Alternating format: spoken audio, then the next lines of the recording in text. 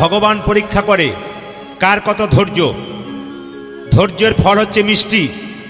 যে যত ধৈর্য ধরে কীর্তন শুনতে পারবে তার ভবিষ্যৎ ভালো হবে, আর যার মন বড় চঞ্চল হবে তার ভবিষ্যৎ খারাপ হবে। প্রমাণ নিয়ে নিন।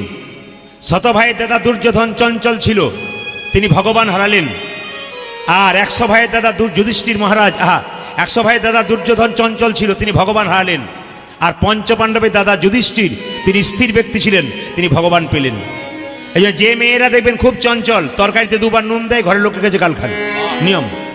আর যে পুরুষ দেখবেন খুব চঞ্চল, এখান ওখান খালি বসাবসি করে, দেখবেন সে পুরুষের জীবনে কোনো উন্নতি নাই। তবে আপনাদের একবার বলবো, জোরে বলুন সবাই মিলে, রাধা রানী কি। জয়টা জোরে হবে, রাধা রানী কি।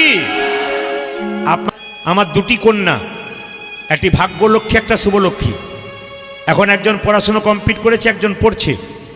তো ছোটটা যখন খুব ছোট ছিল, গান করে বাড়ি যেতাম, তখন ছোটটি কি করেছে, একদিন 1 প্যাকেট মিষ্টি এনে বলছে, বাবা বাবা মিষ্টি আনলাম।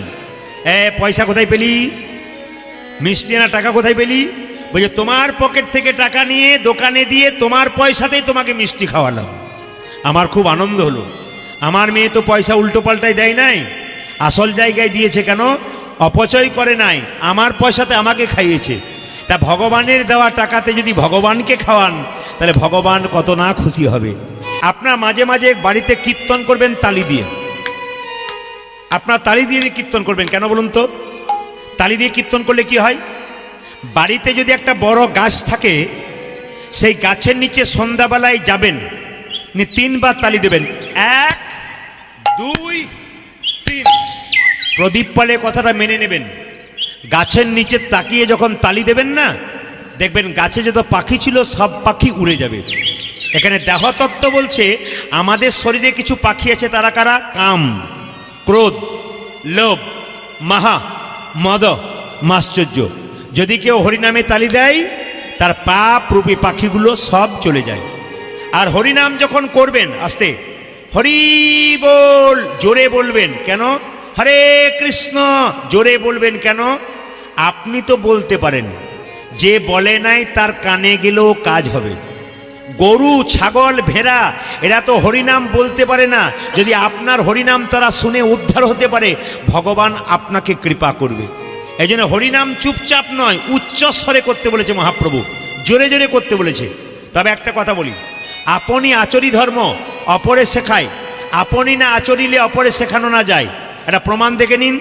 রামকৃষ্ণ ঠাকুর বসে আছে, একটা নাতনিকে নিয়ে, একটা নাতিকে নিয়ে তার ঠাকুমা বলছে, ও ঠাকুর ঠাকুর, আমার এই 5 বছরের নাতিটা মিষ্টি খেতে ভালোবাসে। দেখো বাবু, প্রত্যেক দিন 5টা করে মিষ্টি খাই, এত মিষ্টি পয়সা আমার নাই, প্রত্যেক দিন 20-25 টাকা করে চলে যায়, আমি দিতে পারবো না। তা তুমি একটু বলে দাও যেন আমার নাতি আর মিষ্টি না খায়।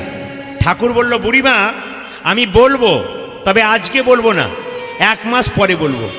1 মাস পরে যখন নাতিকে নিয়ে এসেছে, ও ঠাকুর এবার বলে দাও আমার নাতি যেন মিষ্টি না খায়। ঠাকুর তখন বলছে, এ খোকা, এ বেশি মিষ্টি খাস না রে। বলে কেন? এ জিভ মোটা হয়ে যাবে, তোতলা হয়ে যাবি, দাঁতে পোকা লেগে যাবে, ভবিষ্যতে সুগার হবে। যাদের মিষ্টি দোকান আছে তারা বলবে, প্রদীপ পালকে বায়না করিস না। কেন বলুন তো? মিষ্টির বিরুদ্ধে বলছি বলে? না না, আমি বাচ্চাদের জন্য বললাম। বাচ্চারা বেশি মিষ্টি খেলে তোতলা হয়ে যায়, তাদের দাঁতে পোকা লেগে যায়, ভবিষ্যতে সুগার হতে পারে। ঠাকুর বলছে রামকৃষ্ণদেব। সঙ্গে সঙ্গে ঠাকুমা বলছে, আচ্ছা ঠাকুর তুমি 1 মাস আগে বললে না, আজ বললে কেন? ঠাকুর বলছে, 1 মাস আগে তো আমি নিজেই মিষ্টি খেতাম, আগে মিষ্টি খাওয়া ছাড়লাম, তারপর বললাম। আগে আপনি আচরণ করবেন, তবে আপনার বাড়ির বাচ্চারা আচরণ করবে। আমি আপনাদের প্রমাণ দিয়ে যাই, যে যেখানে বসে আছেন। কি প্রমাণটা? কি? বাঘিনী যখন বাচ্চাদের সাঁতার শেখায়, বাচ্চাগুলো নদীর পাড়ে বসে থাকে, কিন্তু বাঘিনী হুড় করে জলে নেমে যায়। বাচ্চাগুলো তখন মনে মনে ভাবে, আমার মা যদি জলে নেমে যায়, আমাদের নামতে কি কষ্ট আছে, চল ভাই আমরা তার পেছন পেছন যাই। মা যখনই জলে নামলো, তার পেছন পেছন বাচ্চাগুলো নামলো। আপনারা মায়েরা যদি ভক্তির পথে আগে এগিয়ে যান, আপনার বাচ্চারা আপনার পেছন পেছনে এগোতে থাকবে। ওই জন্য সবার কাছে নিবেদন রইল, তাহলে বলবেন বাবারা কি দোষী? হ্যাঁ, না না, বাবারা সারাদিন সংসারের জন্য টাকা রোজগার করতে যায়, আপনার বাড়িতে থাকেন, আপনার সন্তানকে মানুষ করতে পারেন।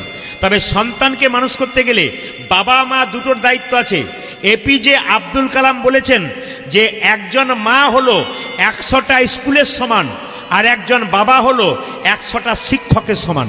ভালো করে শুনবেন, একজন মা হলো 100টা স্কুলের সমান। এই যে মায়েরা পা মেলে দিব্যি হাই তুলছেন তারা শুনবেন, যাদের তুলবে হাই তাদের মনে হবে বারবার ঘর যাই।